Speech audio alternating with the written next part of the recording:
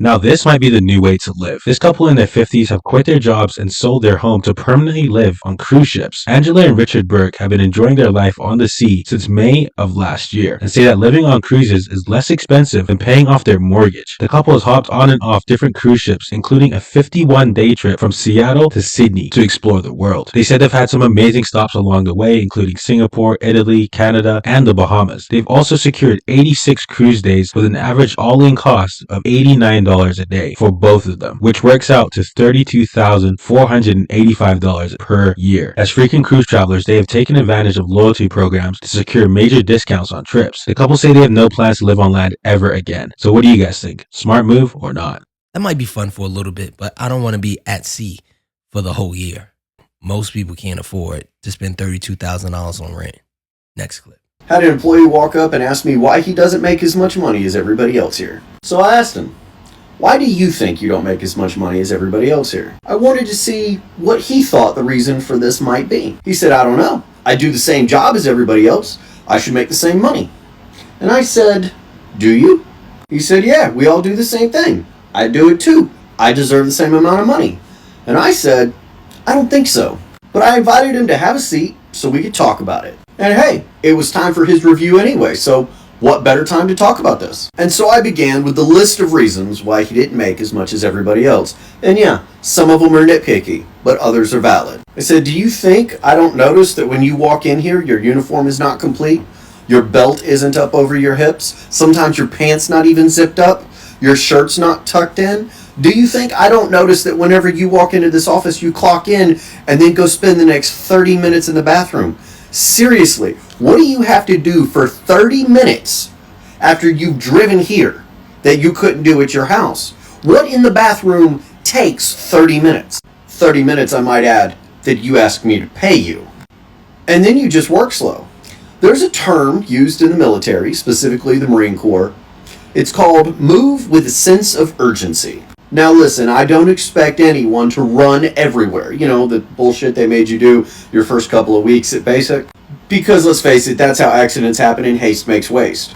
But I would like for people to move with a sense of urgency. You know, like you know where you're going, like you know what you're doing, and like you know how to do it professionally. I told him, do you think that I don't notice that you walk slower on every job site than every other employee here?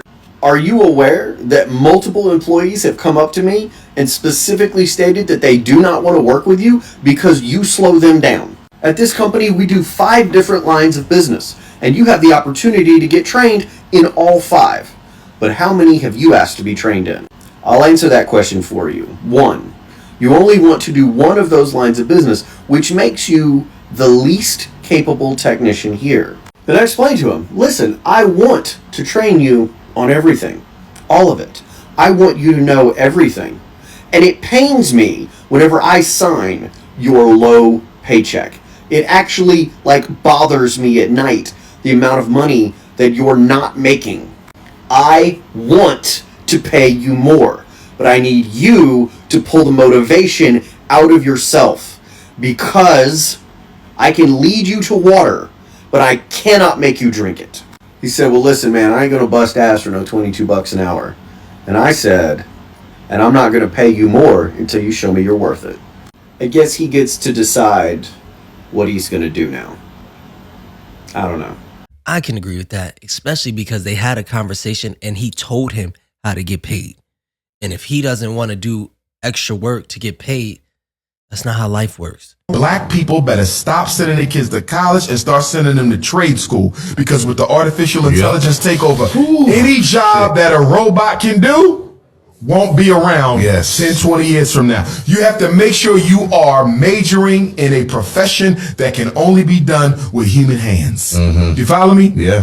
The trades can only be done with human hands. And I know that applies to everybody, not just black people, but most of my audience is black, so you get it. Next clip.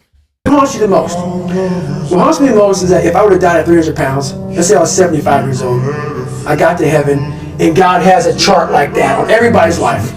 God knows all. Let's say that. I don't care what you believe in. It doesn't matter. I'm not judging anybody. Let's say my thing is God. You get to heaven, I'm 300 pounds, I sit down, I was a cockroach, Terminator my whole life, and we're sitting down just like this, you're God and I'm David.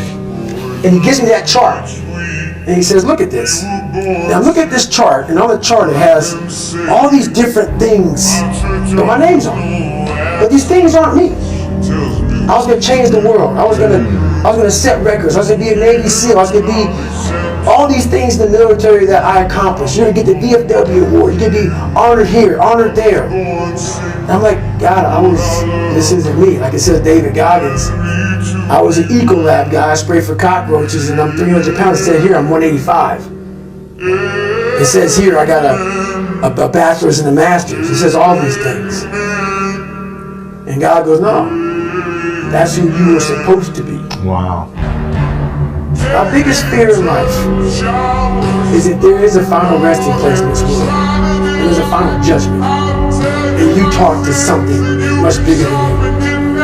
I don't want to sit down and have a conversation with someone with something that says, you're in heaven. This is what you should have been on earth. That don't motivate you to get off your ass, nothing will. Next clip.